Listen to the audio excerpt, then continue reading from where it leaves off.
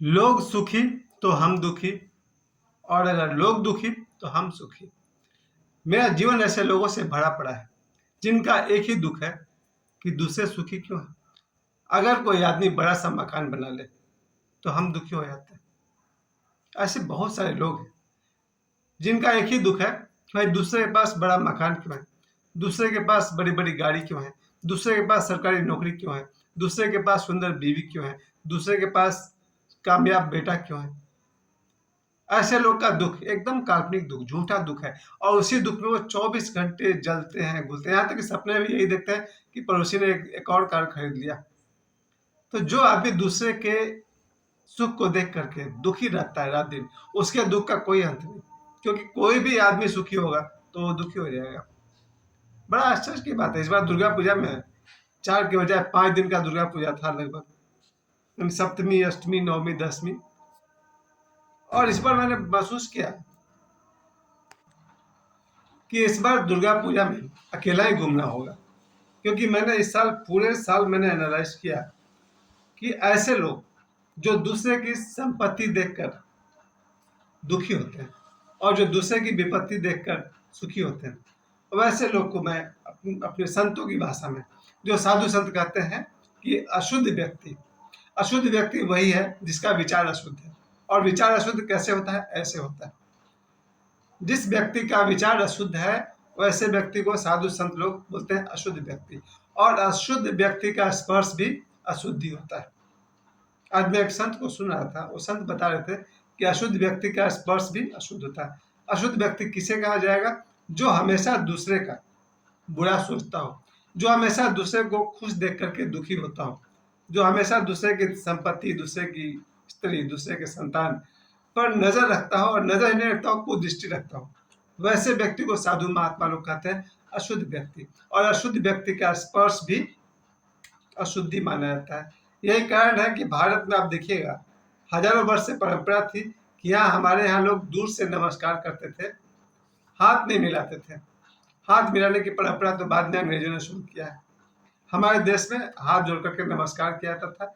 इसका एक कारण ये भी था कि हर व्यक्ति इस लायक नहीं होता कि आप उनसे हाथ मिला सकें, क्योंकि हाथ मिलाना उस व्यक्ति के ऊर्जा के साथ, उसके ऑरा के साथ मिक्सअप होना है।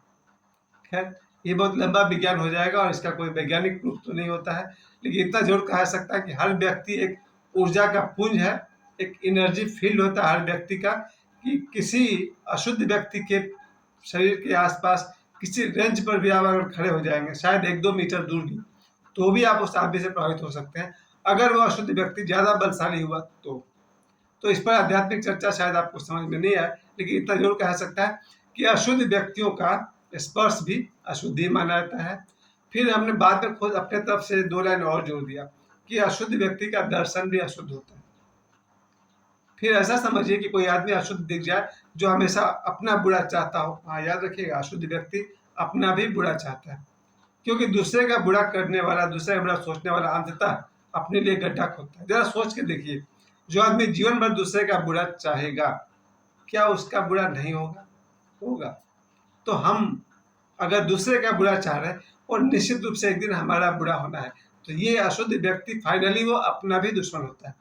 तो जो व्यक्ति दूसरों का दुश्मन है, अपने देश का दुश्मन है, फाइनली वो अपना दुश्मन है। वैसे व्यक्ति को साधु संत लोग अशुद्ध व्यक्ति कहते हैं। तो मैंने यहाँ से एक लाइन जोड़ दिया कि अशुद्ध व्यक्ति का दर्शन भी अशुद्ध होता है। यानी कि ये मैं ऐसा करता हूँ, अगर मुझे दूर से कोई ऐसा व्यक्ति दिख गया जो साधु संतों की परिभाषा में अशुद्ध है, अर्थात वो दूसरे पर कुदृष्टि डालता है। और कुदृष्टि का मतलब साफ साफ होता है, किसी को पतित होते हुए देखना, किसी को दुखी होते हुए देखना। ऐसी जो सोच आदमी रखता है, वैसे लोग को अशुद्ध कहा है साधु संतों ने। तो ऐसा व्यक्ति अगर रास्ता में दिख जाता है तो मेरे पास 2 उपाय है। अगर वहां पर दूसरा तीसरा रास्ता है तो मैं रास्ता ही बदल लेता हूँ, और नहीं तो मोबाइल निकालिए और मोबाइल स्क्रॉल करते हुए हम आगे निकल जाते हैं, जैसे मैंने देखा ही नहीं। उसके बाद मैंने एक लाइन और जोड़ा कि अशुद्ध व्यक्ति का चिंतन भी अशुद्धि है। अगर हम रात दिन सीताराम का चिंतन करते हैं, बजरंगबली का चिंतन करते हैं, अपने देश के साधु महात्माओं का चिंतन करते हैं, इसे शुभ कहा जा सकता है। ये तो समझिए कि लगभग ईश्वर के चिंतन करने के बराबर है। परंतु ईश्वर निराकार है, इतना आसानी से हम ईश्वर का चिंतन नहीं कर सकते। तो हम साकार संतों का, साकार सिद्धों का चिंतन से शुरू करते हैं। तो अगर हम अपने मन में तुलसीदास जी का चिंतन करते हैं, वाल्मीकि जी का चिंतन करते हैं, देवड़ा बाबा का चिंतन करते हैं, तो ऐसे व्यक्ति का चिंतन को शुद्ध चिंतन कहा जा सकता है। और अशुद्ध व्यक्ति का चिंतन, जिसने गलत काम किए, और गलत काम क्या होता है किसको नहीं पता, सभी को पता है। तो जो व्यक्ति भी समाज से अस्वीकृत काम या जिसे कहा जाए अनैतिक काम करता है, वैसे व्यक्ति को साधु संत अनैतिक यानी अशुद्ध कहते हैं। अब सीधी सी बात है, एक समय था कि जुआ खेलना, शराब पीना, पर स्त्री गमन, इन सब चीज़ों को नैतिकता के आधार पर स्वीकारा नहीं गया है। आज भी जो लोग मेरे वीडियो को देख रहे हैं, अचानक उन्हें पता चले कि उनका बेटा शराब पीने लगा है, तो 50% आदमी होंगे जो बिल्कुल अपसेट हो जाएंगे, क्योंकि नैतिक रूप से सुनकर ही अच्छा नहीं लगता है कि मेरा बेटा शराब पी रहा है। हालांकि देखा जाए तो हम जब 18 साल का थे तब तक तो शुरू कर चुके थे, कभी कभी पीना, लगातार नहीं। तो ये उस समय पिताजी को पता नहीं चला, क्योंकि पिताजी रेलवे के ड्यूटी में मसरूफ, बिजी, उस समय मोबाइल तो था नहीं। 91 के टाइम में पिताजी ड्यूटी पर, माँ घर पर खाना बना रही है और बेटा कहीं पर ड्रिंक ले रहा है। ये हुआ है 91 से। तो आज अगर आपको पता चले कि आपका बेटा ड्रिंक कर रहा है यानी कि शराब पी रहा है, तो 50% लोग अपसेट हो जाएंगे, क्योंकि ये नैतिक रूप से स्वीकार नहीं है भारत में। लेकिन आज ही कोई कहा जाता है कि भारत में बहुत सारे ऐसे प्रदेश हैं, ऐसे लोग हैं जहाँ पूरा परिवार एक साथ बैठकर सैटरडे नाइट को शराब पीता है। कहाँ सुनी बात है, इसका कोई मेरे पास सबूत नहीं है। लेकिन अब लोग ऐसे भी हो गए हैं जो आज के ज़माने में 2025 में सैटरडे नाइट के नाम पर पूरा परिवार, पति पत्नी, बेटे बेटी, गेस्ट, सब एक साथ बैठकर शराब पीते हैं। तो अब 2025 में भले स्वीकार हो गया हो, लेकिन आज भी 50% लोग को अगर कहा जाए कि आपका बेटा शराब पीता है, एक बार धक्का जरूर लगता है। और यानी इसमें कहने की जरूरत ही नहीं कि अनैतिक कर्म क्या होता है। तो अनैतिक कर्म या समाज द्वारा अस्वीकृत कर्म जो व्यक्ति करता है, वैसे व्यक्ति को अशुद्ध व्यक्ति साधु संत कहते हैं। तो 3 लाइन मैंने वहां पर नोट किया। पहला लाइन तो साधु बाबा ने कहा कि अशुद्ध व्यक्ति का स्पर्श भी अशुद्धि माना जाता है। फिर मैंने उसमें एक लाइन जोड़ दिया कि अशुद्ध व्यक्ति का दर्शन करने की इच्छा रखना या दर्शन करना भी अशुद्धि है। फिर तीसरी लाइन मैंने जोड़ दी कि अशुद्ध व्यक्ति का चिंतन करना भी अशुद्धि है। लेकिन अब आइए आचार्य रजनीश के एक बहुत बड़े प्रवचन पर, विज्ञान भैरव तंत्र यानी तंत्र सूत्र। तंत्र सूत्र में भगवान शिव माता पार्वती से कहते हैं कि हे देवी, इस संसार में कुछ भी शुद्ध और अशुद्ध की तरह मत जानो। यहाँ से कंट्रोवर्सी शुरू होता है। जब आचार्य रजनीश ने तंत्र सूत्र के ध्यान विधियों में, जो 112 ध्यान विधि है, उसमें एक ध्यान विधि है जहाँ भगवान शिव माता पार्वती से कहते हैं कि हे देवी, वस्तुतः किसी को भी शुद्ध या अशुद्ध की तरह मत जानो। ये हुआ आध्यात्म की ऊंचाई। तो अगर आप आध्यात्म की ऊंचाई पर जाएंगे तो आप रावण को अशुद्ध नहीं कर सकते। और अभी जो 2 दिन पहले रावण दहन हुआ, बहुत लोगों ने महसूस किया कि रावण ज्ञानी थे, शक्तिशाली थे, शिव भक्त थे और बहुत सारे गुण उनमें देखे गए हैं।